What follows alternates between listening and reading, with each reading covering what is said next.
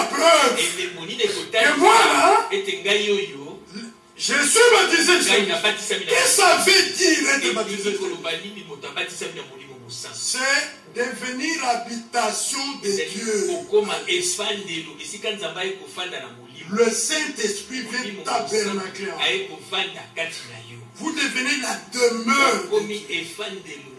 La personne même de Christ est en vous. Dieu est en vous. Comment le reconnaître? Il y a beaucoup de choses qu'on peut dire, mais je donne deux évidences. Je donne deux évidences. Vous me suivez? Deux évidences. La première, prenez Romains. Vous êtes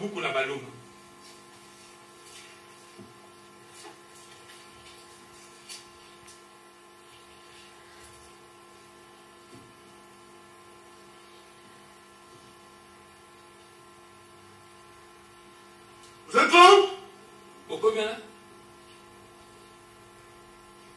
Je suis au verset 6. Romains 8. 6. Et l'affection de la chair, c'est la mort.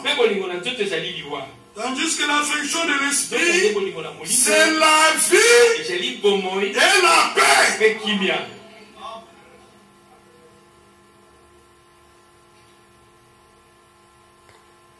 Verset 8. Or, ceux qui vivent selon la chair ne sauraient plaire à Dieu. Pour vous ne vivez pas selon la chair, mais selon l'esprit, si du moins l'esprit de Dieu habite en vous. Dites Amen. L'esprit de Dieu qui habite en vous doit manifester la vie de Dieu. Parce que c'est Dieu qui vit en vous. C'est la vie et la paix. Amen. C'est l'esprit qui donne la vie. Quand il vient, c'est pour manifester au travers de vous la vie de Dieu.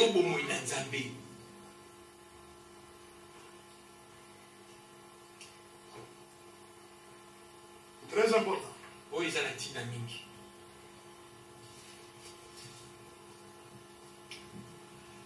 Verset 5.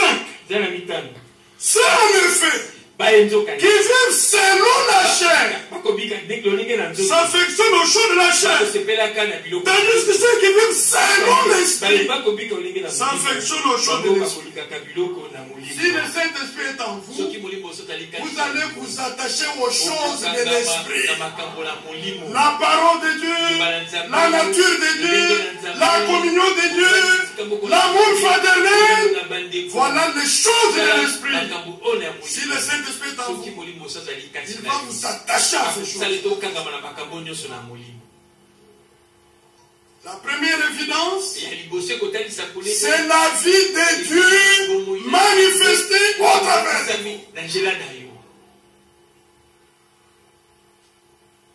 Parce que Jésus l'a dit. Parce que je vis, vous vivrez aussi. Qu'est-ce que ça veut dire? Moi, je continuerai à vivre en vous. Amen. Amen. C'est ça qu'il s'agit. Amen. Et il vient sous forme du Saint-Esprit. Il habite en vous. Et maintenant, c'est pour faire quoi? C'est pour vivre en vous.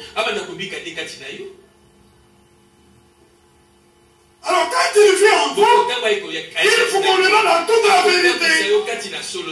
Et il vous préservera de tout mal.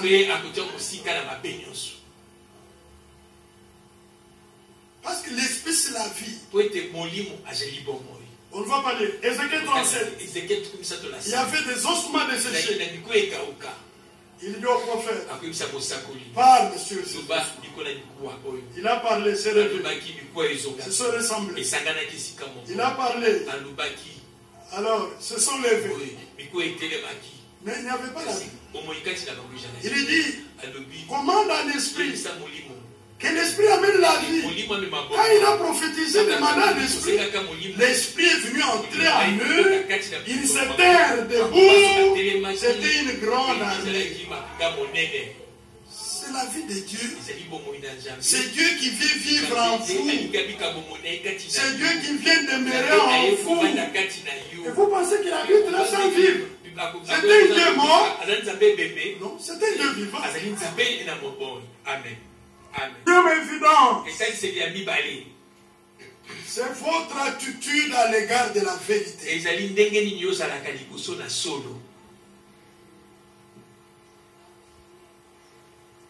Un homme est venu voir Frère Branham. Il lui a dit, bon, quelle est l'évidence que je suis baptisé? Parce que les pentecôtistes disent, la preuve que le Saint-Esprit est en vous, vous devez parler en langue, prophétiser, ainsi de suite. Le Frère Branham dit, à ce que je sache, c'est l'amour, c'est la paix. L'homme est parti. Le Seigneur est venu, lui a dit, en rapport avec la parole, Paul a dit, si quelqu'un est prophète, ou inspiré, ou spirituel, qu'il reconnaisse que ce que je vous dis, c'est un commandement du Seigneur. L'attitude à l'égard de la vérité.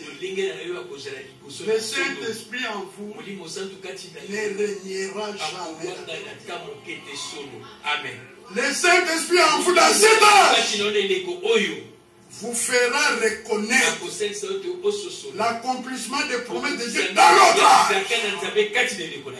Amen. Le Saint-Esprit en vous. Appelez le mal bien mal.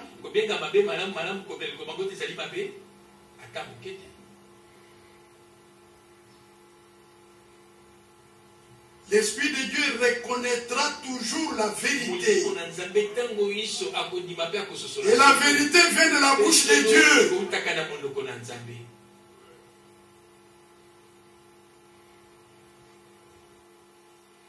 Le Saint-Esprit en vous aujourd'hui vous attachera à l'enseignement des apôtres, aux pratiques des apôtres, aux expériences des apôtres.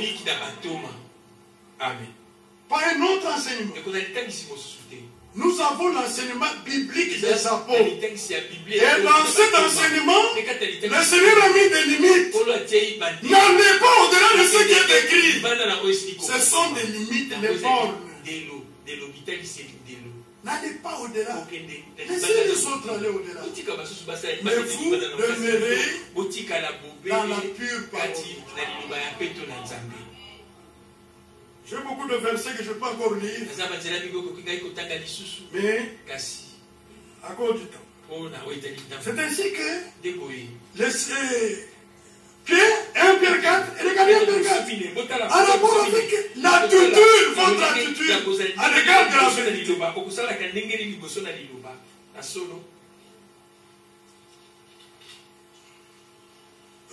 C'est 1 Jean plutôt. 1 Jean 4. Vous êtes là? Je suis au verset 5 et 6. Eux, ils sont du monde. C'est pourquoi ils parlent d'après le monde. Et le monde les écoute.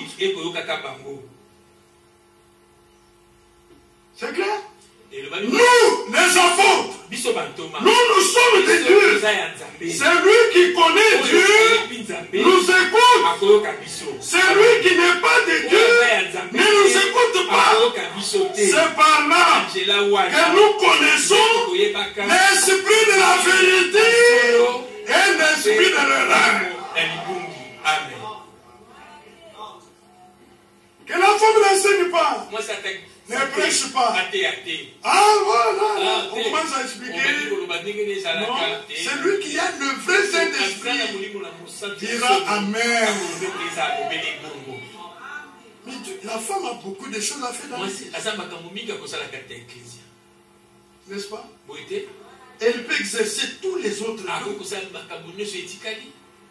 Il y avait cette femme ici, Marie de Magdala, et les autres femmes, ayant été délivrées par la puissance de la mauvaise esprit, ils servaient le Seigneur avec leur bien. C'est écrit dans la Bible. Elle peut chanter pour Dieu, elle peut prophétiser. Il y a beaucoup de choses qu'elle peut faire. Mais à cause de la chute, Dieu dit, je ne lui permets pas d'enseigner, je ne lui permets pas de prêcher. Et quand il dit, je ne permets pas à la femme de prendre l'autorité sur les hommes, à ramener à l'église, c'est pourquoi elle ne peut pas être diacre, ou diaconesse, ou être ancienne dans l'église. Parce qu'il va exercer l'autorité. L'enseignement des apôtres est clair. Mais les autres qui n'ont pas de Saint-Esprit en eux, ils vont dire, oh non, non, là c'était l'ancien évangile. On est revenu à l'ancien évangile. Si Dieu ne vous trouve pas dans l'ancien évangile, vous ne serez pas enlevés. Est-ce que c'est clair? Par rapport à la vie, quand le frère Branham avait parlé des vertus de la vie de Dieu, il a précisé après. Il y a des gens il y a une église là, qui imitent les vertus, ils imitent l'amour, ils imitent la patience. Ce n'est pas ça. L'Esprit de Dieu, c'est Dieu vivant en vous. La vie de Dieu, pas seulement les vertus, non, la vie. Quand Dieu vit, beaucoup de vertus sont manifestées. Pas d'imitation. On imite d'être humble. Vous n'êtes pas humble. Parce que vous vous habillez bizarrement. Même quand vous parlerez, c'est l'humilité. Les catholiques, ils ont appris ces méthodes à l'école, au séminaire. Vous ne connaissez pas celui qui vient, il commence à tomber. Non, non, non, non. On a appris comment parler avec amour. Christ soit avec vous. Là, vous dites, il est humble.